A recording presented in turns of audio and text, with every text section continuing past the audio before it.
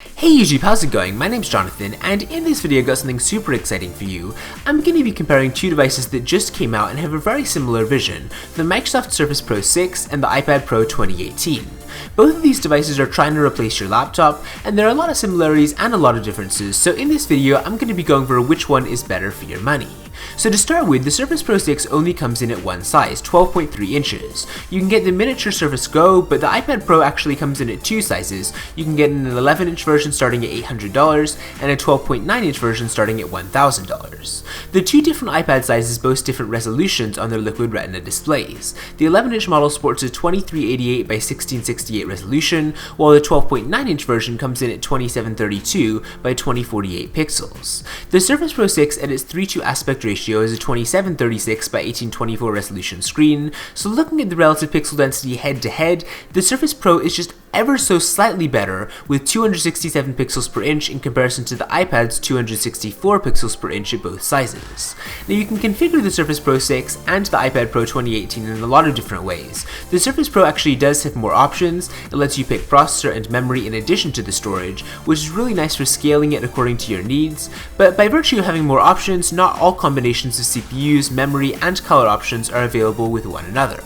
The iPad Pro also has a slightly fuller range of storage options, 64GB up to 1TB of storage, while the Surface Pro 6 only runs from 128GB to 1TB of storage, and you can mix and match any combination of storage and color. You can also add cellular service to the iPad Pro, which the Surface Pro 6 doesn't offer, although the Surface Pro with LTE Advanced is basically as good.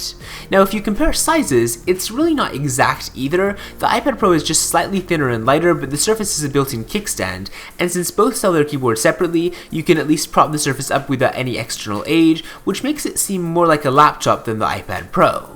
The iPad Pro's Smart Keyboard Folio is $179 for the 11-inch model and $199 for the 12-inch model, while the Surface's type cover is $129, and the styluses are also sold separately. The Apple Pencil is $129, while the Surface Pen is $99, which may be a big deal if you're planning on using this to develop some types of art.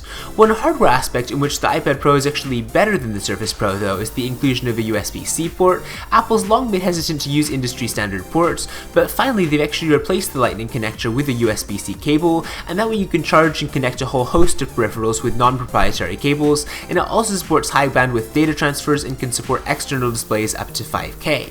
The Surface Pro does have a traditional USB port, which is really handy for a keyboard or a mouse or an external drive, as well as a mini display port, but it's not really very forward-thinking to include the increasingly standard USB-C port. You'd think that Microsoft would have added USB-C before Apple, but hey, I guess there's always room for surprises. Apple does throw that advantage out the window though, because the iPad Pro doesn't even have a headphone jack, which isn't absolutely essential. There are wireless options for headphones, but it's pretty irritating, especially given that they don't even give you the adapter in the box.